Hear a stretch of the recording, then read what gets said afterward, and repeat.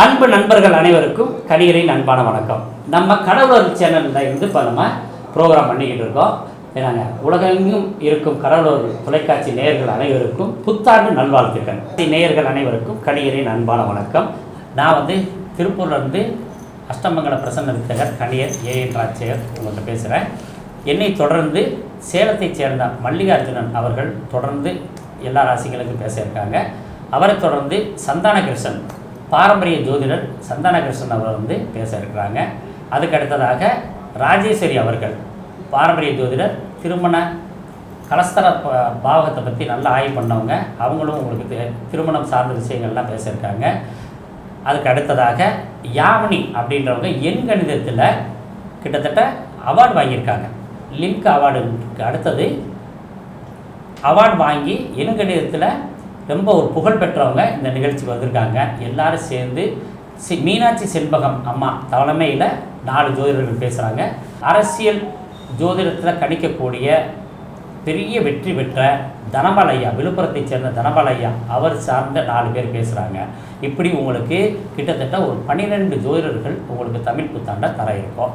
இந்த தமிழ் புத்தாண்டில் முக்கியமான விசேஷம் என்ன அப்படின்னு சொல்லிட்டு அப்புறம் தமிழ் புத்தாண்டுக்குள்ளே போகலாம். உங்களுக்கு சிறப்பு தகவலோடு வந்திருக்கோம். இதில் எல்லாருக்கும் பொதுவான ஒரு சிறப்பு தகவல் ஒன்று இருக்குது. எப்படின்னு கேட்டிங்கன்னா, இந்த புத்தாண்டில் மட்டும்தான் எப்போதுமே இல்லாத ஒரு சிறப்பு விசேஷம் இருக்குது. என்ன விசேஷம் அப்படின்னு பார்த்தீங்கன்னா, எல்லா கிரகங்களும் பேச்சு ஆகிற புத்தாண்டு.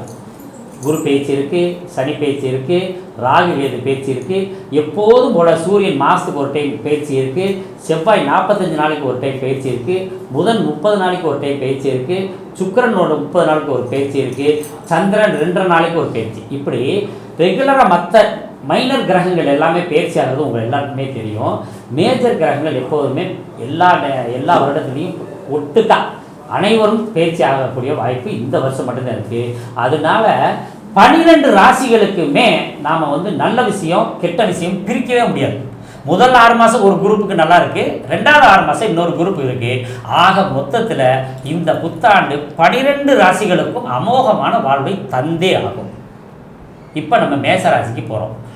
கணவன் மனைவி பிரச்சனை தீர, பிரிந்தவர்கள் ஒன்று சேர, தகாத உறவில் இருந்து விடுபட, செய்வினையை செய்தவருக்கே திருப்பிவிட, எதிரிகள் உதிரிகளாக, வழக்கில் வெற்றி காண, வியாபாரத்தில் முன்னேற்றம் அடைய, பணம் பொன் பொருள் சேர 11 நாளில் உங்களது அனைத்து பிரச்சனைகளும் கேரள முறையில் பிரசன்னம் பார்த்து சரி செய்யப்படும். உடனே தொடர்பு கொள்ளுங்கள். ஜெயா டிவி புகழ் மேல்மருவத்தூர் ஞானகுரு அவர்களை. அனைவருக்கும் வணக்கம். பிறக்க போற விசுவாவசு வருடம் கன்னிராசி நேயர்களுக்கு எப்படி இருக்கு அப்படிங்கிறத பத்தி இப்ப நம்ம பார்க்கலாம். இந்த ஆண்டு பிறக்கும் போது உங்களுக்கு சனி பகவான் உங்க ராசிக்கு 7ஆம் இடத்துல இருக்காரு. இது கண்டகச்சனின்ற அமைப்பு. அடுத்து குரு பகவான் உங்க ராசிக்கு 10ஆம் இடத்துல இருக்காரு. ராகு பகவான் 6ஆம் இடத்துலையும், கேது பகவான் 12ஆம் இடத்துலையும் இருக்காரு. இந்த மாதிரியான ஒரு அமைப்புல தான் உங்களுக்கு இந்த ஆண்டு பிறக்குது. இது மூலமா உங்களுக்கு கிடைக்கக்கூடிய பலன்கள் என்ன அப்படின்றத பத்தி இந்த ஆண்டு இப்ப நம்ம பார்க்கலாம். இப்ப உங்க ராசிக்கு 7ஆம் இடத்துல இருக்கிற சனி பகவானால குடும்பத்துல இல்லறத்துல கொஞ்சம் பிரச்சனைகள் வர்றதுக்கு வாய்ப்பு இருக்கு. அதனால கணவன் மனைவி ஒருத்தருக்கு ஒருத்தர் விட்டு கொடுத்துட்டு இருந்தீங்கன்னா ரொம்ப நல்லா இருக்கும். மனைவியோட வீணான வீண் வாக்கு சண்டை இதெல்லாம் வர்றதுக்கு வாய்ப்பு நிறைய இருக்கு. அதனால வார்த்தையை கொஞ்சம் கட்டுப்படுத்திக்கோங்க, கோபத்தை கொஞ்சம் குறைச்சிக்கோங்க.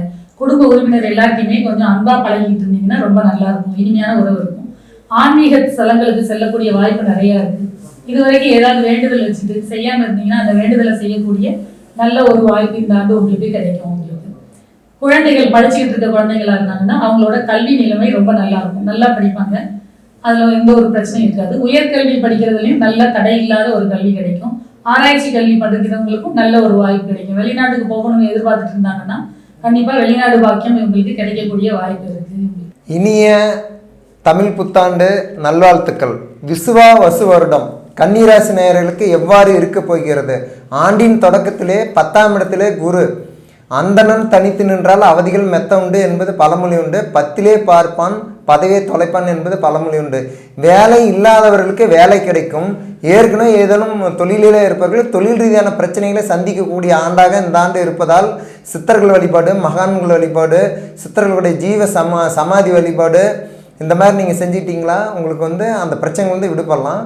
குருபானுடைய பார்வை அப்படின்னு பார்த்துட்டிங்களா உங்களுக்கு ராசிக்கு 2ஆம் இடம், 4ஆம் இடம் 6ஆம் இடம் பதிவுதால் உங்களுக்கு தேவைக்கேற்ற பொருளாதார வசதி, அவ்வப்போது உங்களுக்கு தேவையான பொருள் உதவிகள் மற்றும் மற்ற விஷயங்களில் உங்களுக்கு வந்து பஞ்சம் இருக்காது. அதே சமயத்தில் கண்டக சனி என்கின்ற அமைப்பில் 7ஆம் இடத்துல சனி பகவான் வருவதால் தொழில் கூட்டாளிகள், மனைவி மற்றும் நண்பர்கள் விஷயத்திலே கவனமாக இருக்க வேண்டும். நல்லவர்கள் யார், கெட்டவர்கள் யார் என்பதை இந்த காலகட்டத்தில் இனம் கண்டு கொள்ளக்கூடிய காலகட்டமாக இது இருக்கும்.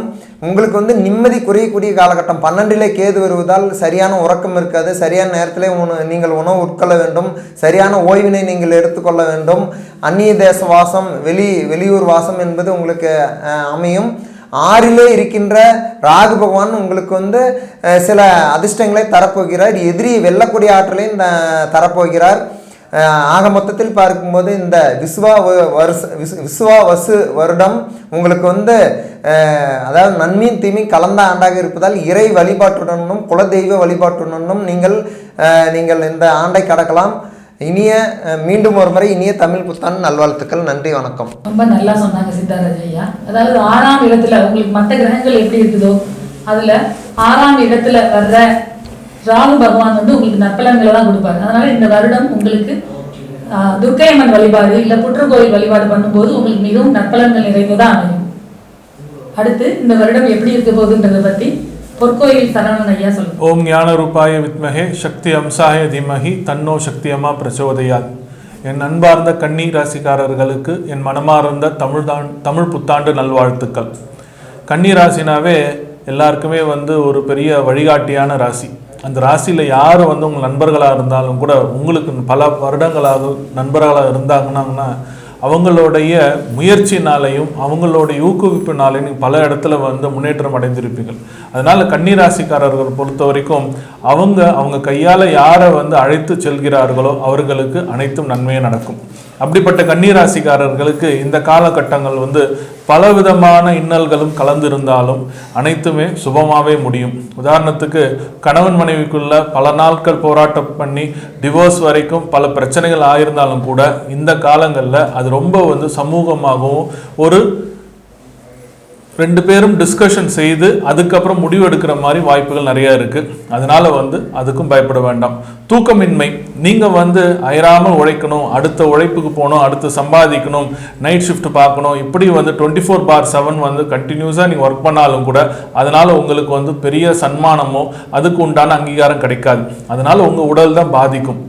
அந்த உடல் பாதிப்பு வந்து அதிகமாக உங்களை வந்து பாதிக்கிறதே வந்து தூக்கமின்மை. அந்த தூக்கமின்மையாக இருக்கனால நீங்கள் வந்து லேட்டாக சாப்பிடும்போது உங்களுக்கு அல்சர் மற்றும் செரிமான சம்பந்தப்பட்ட பிரச்சனைகள்லாம் அதிகமாக வரும். அதையும் நீங்கள் கொஞ்சம் பார்த்துக்கணும். குழந்தை பாக்கியம் சம்பந்தப்பட்ட விஷயங்கள் இந்த காலகட்டங்களில் வந்து கொஞ்சம் வந்து நடைபெறுவதற்கு நல்ல ஒரு காலமாக இருக்குது. முடிஞ்ச வரைக்கும் யாரெல்லாம் குழந்தை பாக்கியம் இல்லை, 2வது குழந்தை வேணும் அப்படின்னு இருக்கிறவங்க வந்து நல்ல ஒரு ஜோதிடரை கன்சல்ட் பண்ணிவிட்டு அதுக்குண்டான 4 நட்சத்திரத்தை குறிச்சிக்கிட்டு அதுக்கப்புறமா நீங்கள் உங்களுடைய முயற்சி செய்யுங்க. கண்டிப்பாக பலன் கைகூடும். எல்லாத்துக்குமே வந்து ஒரு பொதுவான ஒரு பரிகாரம் என்ன சொல்கிறோம்னா, வீட்டு பக்கத்தில் இருக்கிற புத்து கோயிலுக்கு போயிட்டு அங்கே வந்து ஒரு சிறிதளவு ஒரு 2-3 சிட்டிகை புத்து மண் எடுத்துகிட்டு வந்து உங்கள் வீட்டு பக்கத்தில் எந்த ஒரு மண்ணாக இருந்தாலும் அது கலந்து அதில் ஒரு விநாயகர் பிடிச்சி அந்த விநாயகர் உங்கள் பூஜை அறையில் வச்சு தினமும் வந்து ஒரு 9 தோப்புக்காரணம் விநாயகர் முன்னாடி பண்ணிவிட்டு அவருக்கு வந்து பிடிச்ச மாதிரி ஒரு கல்கண்டு அவல் அந்த மாதிரி ஒரு படையல் பண்ணி அது தினமும் இரவு படுக்கிறதுக்கு முன்னாடி நீங்கள் சாப்பிட்டு வந்தீங்கன்னா உங்களுக்குள்ளே இருக்கிற பல இன்னல்களும் போகி பல பிரச்சனைகளும் நீங்கி கணவன் மனைவிக்குள்ள நல்ல அந்யோன்யங்களும் மற்ற உறவினர்களுக்குள்ள கூட நல்ல ஒரு சிறந்த ஒரு நட்பும் ஏற்பட்டு இந்த ஆண்டு நல்ல ஆண்டாக அமையும். என்னுடைய மனமார்ந்த வாழ்த்துக்கள். நன்றி, வணக்கம். ரொம்ப அருமையாக சொன்னாங்க சரவணன் ஐயா. அவங்க சொன்ன மாதிரி நீங்கள் பரிகாரம் பண்ணீங்கன்னா ரொம்ப நல்லா இருக்கும் இந்த வருடம் உங்களுக்கு. அடுத்து இந்த வருடம் எப்படி இருக்க போகுதுன்றதை பற்றி கன்னிராசி நேயர்களுக்கு எப்படி இருக்குதுன்றதை பற்றி விக்னேஷ் ஐயா சொல்லுவாங்க. கலைகளின் நாயகன் புதனை ராசியின் அதிபதியாக கொண்ட கன்னிராசி நேயர்களுக்கு இந்த தமிழ் புத்தாண்டு நற்பலன்கள் என்பது சற்று குறைவாக இருந்தாலும் இந்த வருடத்தை மிக சவாலாக எதிர்கொண்டு வெல்லக்கூடிய அமைப்பு என்பது அதிகமாக காணப்படுகிறது. அதாவது பொருளாதார ரீதியாக இந்த வருஷம் பார்த்தீங்கன்னா ஓரளவு சிறப்பாக இருக்கும். பட் ஆனால் குடும்பம் மற்றும் உறவுகள் சார்ந்த விஷயத்தில் கொஞ்சம் கவனமாக இருக்கணும். என்ன காரணம் அப்படின்னா அது சார்ந்த விஷயங்கள் உங்களுக்கு மன அழுத்தத்தை ஏற்படுத்துறதுக்கு வாய்ப்புகள் இருக்குது. உத்தியோகஸ்தர்கள் கொஞ்சம் வெளிநாடு, வெளியூர், வெளிமாநிலம் சென்று உத்தியோகம் பார்க்கக்கூடிய அமைப்பெல்லாம் சிறப்பாக இருக்கு. தொழில் செய்கிறவங்க கொஞ்சம் முதலீடு சார்ந்த விஷயங்கள்ல கவனமா இருக்கணும். அரசு துறையை சார்ந்தவர்கள் வெளியூருக்கு டிரான்ஸ்ஃபர் ஆகக்கூடிய அமைப்பெல்லாம் இருக்கு. மாணவ மாணவிகள் கவனமா படிக்கக்கூடிய அமைப்பு இருக்கு. வியாபாரிகள் இந்த வருஷம் ஓரளவு நல்லா இருந்தாலும் கூட அடுத்த வருஷம் ரொம்ப கவனமா இருக்கக்கூடிய ஒரு ஆண்டா இருக்கு. மொத்தத்துல இந்த ஆண்டு ஓரளவு சிறப்பை தந்தாலும் மனம் ரீதியான கொஞ்சம் பிரச்சனைகள் இருக்கிறதுனால நீங்க துர்க்கையம்மன் வழிபாடு செய்யறதும் தூய்மையான நெய்யில தீபமிட்டு வழிபாடு செஞ்சுட்டு வந்தீங்க அப்படின்னா ரொம்ப சிறப்பை ஏற்படுத்தும். உங்கள் அனைவருக்கும் தமிழ் புத்தாண்டு நல்வாழ்த்துக்களை தெரிவித்துக் கொள்கிறேன். ரொம்ப நல்லா சொன்னாங்க விக்னேஷ் ஐயா. அதாவது இந்த வருடம் வந்து எப்பவுமே இந்த கன்னிராசியில் இருக்கிறவங்களுக்கு ரொம்ப சிறப்பு பலனை தரக்கூடியது துர்க்கை அம்மன் வழிபாடு.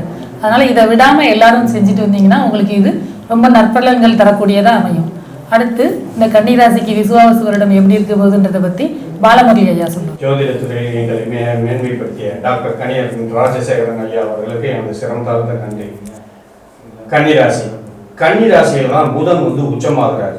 இந்த கன்னிராசியை பொறுத்த வரைக்கும் இவ்வளவு நாள் இருந்த ஜென்ம கேது 12ஆம் இடத்துக்கு போறாரு. அதே மாதிரி 7ஆம் இடத்துல சனி பகவான் வர்றாரு, 6ல் வந்து ராகு வர்றாரு, 10ஆம் இடத்துல குரு வந்து உட்கார்றாரு.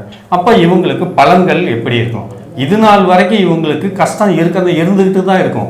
ஆனா இப்போதைக்கு அப்பாடா கொஞ்சம் பரவாயில்லடா, நல்லா இருக்கும், இனிமே எப்படி நம்ம கரையேறிடலாம், தப்பிச்சிடலாம், எதிர்காலம் நமக்கு நல்லா இருக்குங்கிற நம்பிக்கையில நாம இனிமே போய்கிட்டே இருக்கலாம். சரியா? ஏன் அப்படின்னு பார்த்தீங்கன்னா 10ஆம் இடத்துல இருந்து குரு உங்க ராசிக்கு 2ஆம் இடத்தை பார்வை செய்யறதுனால உங்களுக்கு தனவரவுகள் அதிகமாகும்.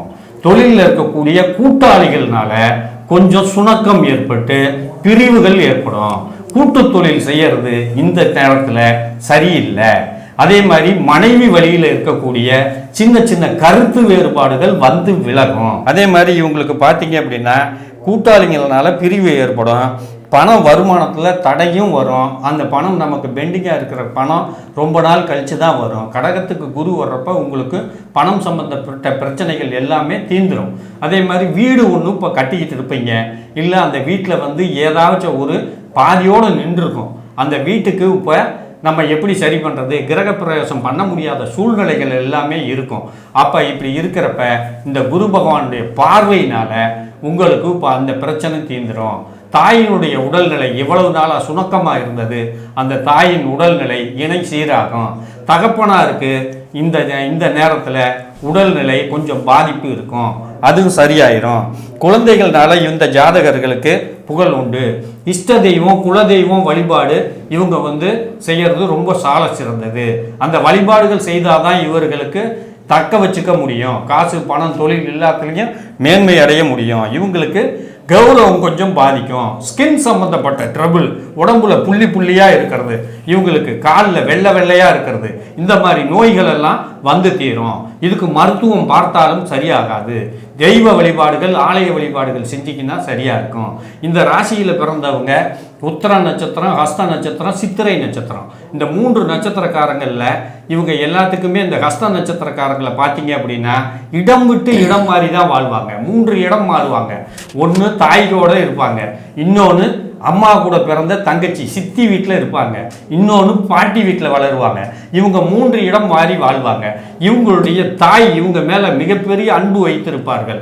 இவர்களுடைய அம்மா ரொம்ப கடினமான உழைப்பாளி. அப்போ இந்த ஜாதகர் தன் தாயை பேணி காத்தால் இவர்களுக்கு வாழ்க்கை நிச்சயம்.